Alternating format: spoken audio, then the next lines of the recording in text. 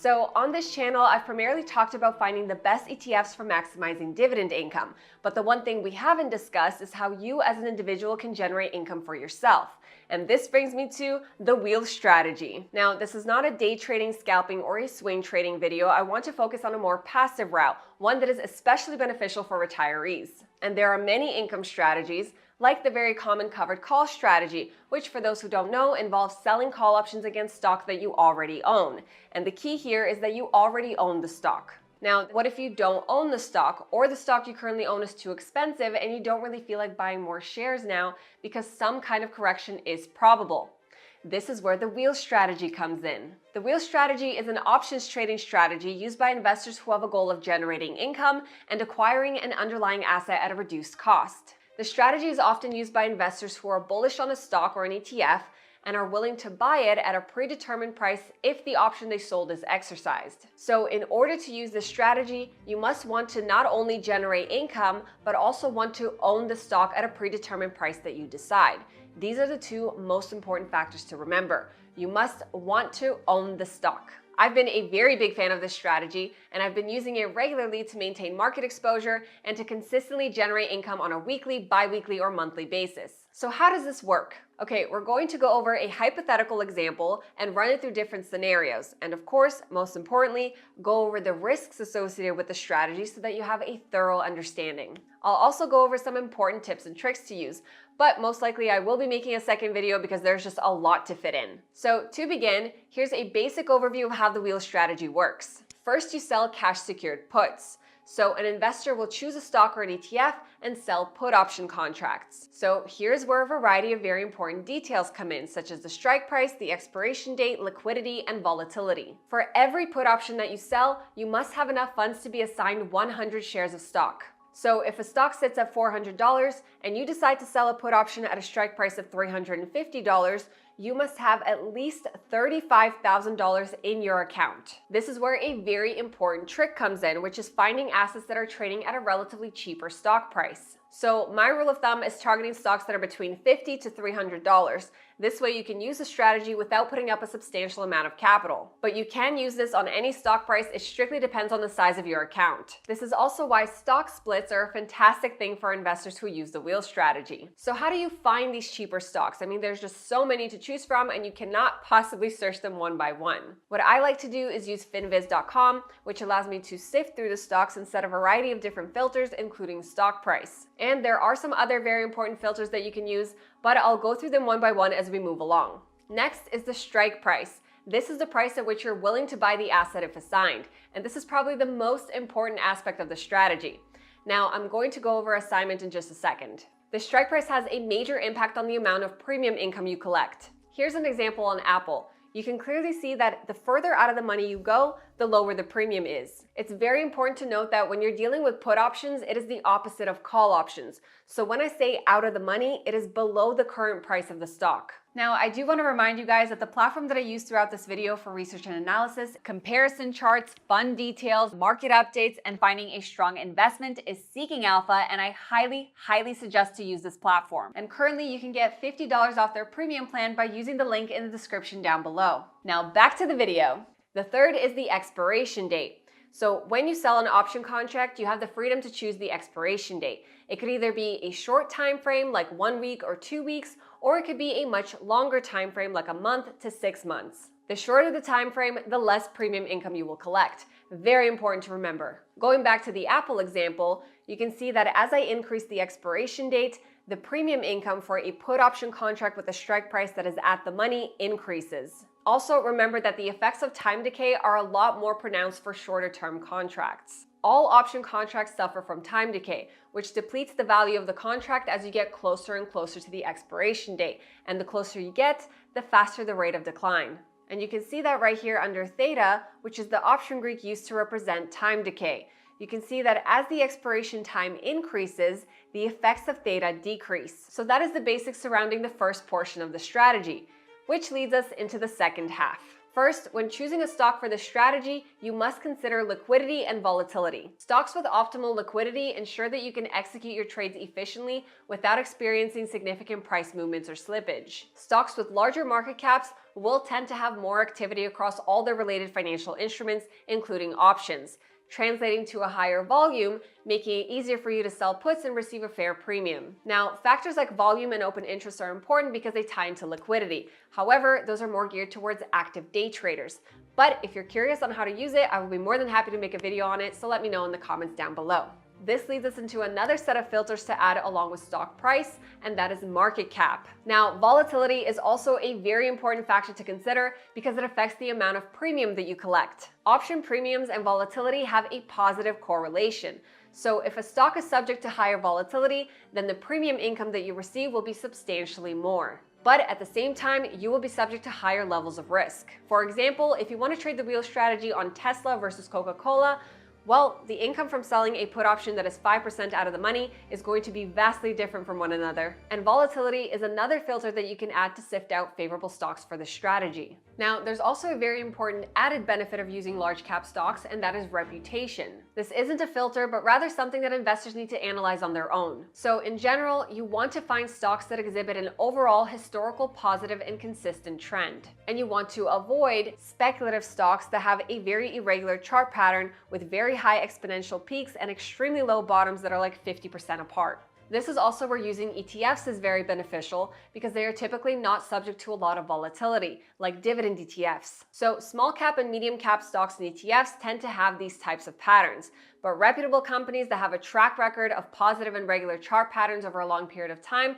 are ideal candidates for this strategy. This ties into the biggest risk with the strategy, which I'll explain in just a second. So now that you understand the first portion, which is selling the put, there are 3 different scenarios that can happen. The first one is that the stock can continue moving upwards, closing at a price significantly higher than the strike price you initially chose by the expiration. For example, Apple currently sits at $180, and I decide to sell a put option at a strike price of $170 with 2 weeks to expiration.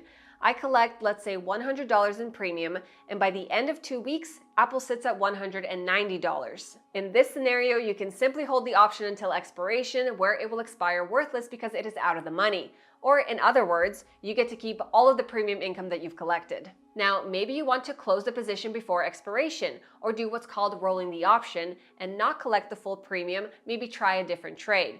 This is where you would buy back the put option for a cheaper price. But the ease at which you'd be able to do this heavily depends on liquidity, which circles back to finding stocks with large market caps. The second scenario is the stock remains flat, and the closing price by expiration is more or less the same. So going back to our example, by the end of 2 weeks, Apple closes at $179. In this situation, it is no different than the first one as long as your put contract expires out of the money. And what caused the decline in value of your put contract is time decay. And the third and final scenario we have is the stock falls, and by expiration it closes below the strike price that you sold the put contract. This is where you get assigned shares of stock at the strike price that you chose. So going back to the example, let's say that Apple closed at $165 at the end of 2 weeks. Now I am obligated to purchase 100 shares of Apple at a price of $170.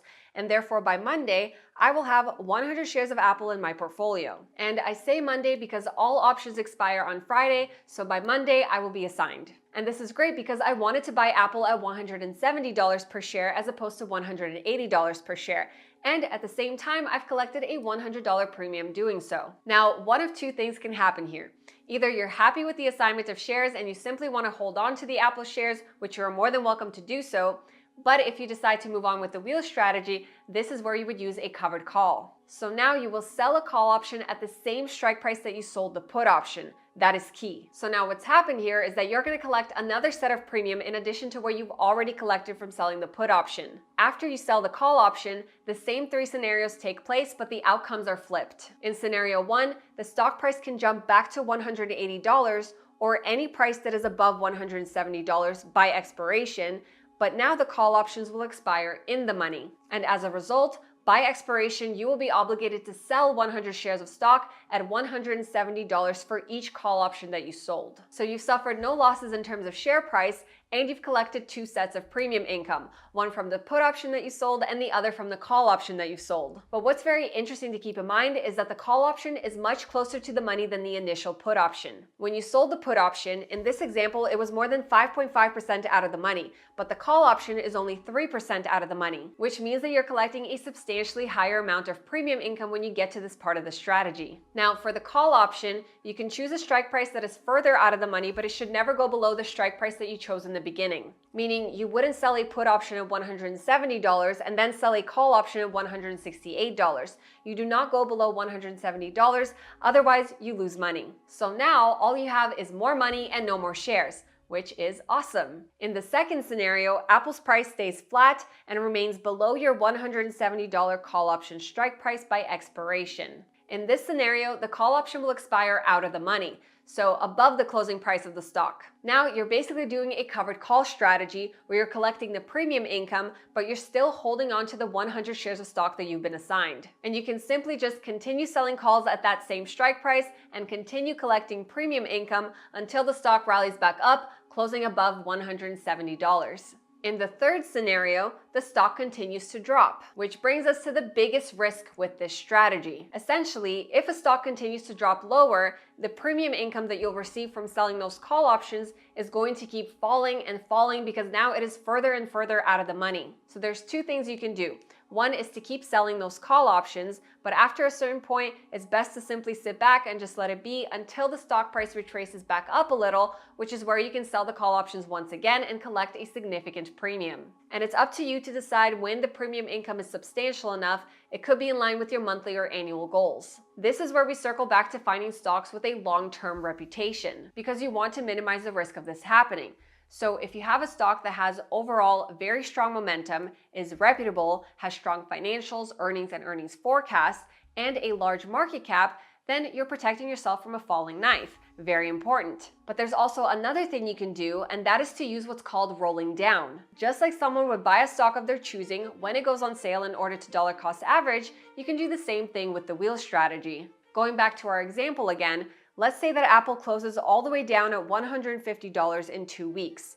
So you've been assigned shares at $170. What you can do now is sell another put option but with a lower strike price than the initial one you chose, for example at $148, and your goal is to get assigned again. What this will do is bring down the average price of the shares, or in another sense, dollar cost averaging. At this point, you can sell a put option at a strike price of $148 and collect a substantial amount of premium. So now your average price, if you're assigned, is the average between $170 and $148, equaling to around $159. And what you can do now is sell the call options at a strike price of $159 rather than $170, allowing you to collect not only more premium, but also give you the ability to offload the shares at a price that is more likely to be reached. Now, I know that was a lot to take in, but I will be making another video that will explain how you can use technical analysis to find optimal stocks and appropriate strike prices so that the process isn't a blind decision. That essentially sums everything up. So if you have any questions, let me know in the comment section down below and I'll do my best to answer everything. And that is all for this one. If you haven't yet, make sure you subscribe to my channel and hit the thumbs up button for the YouTube algorithm. Thank you guys so much for watching, and I will see you in my next one.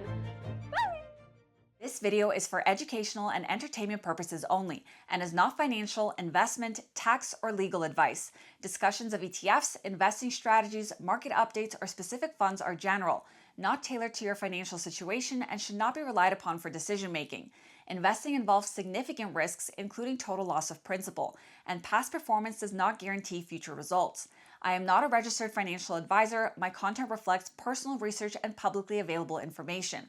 I may earn affiliate commissions from mentioned products or links disclosed per FTC guidelines, but these do not influence my opinions. Always consult a licensed financial professional and verify information independently.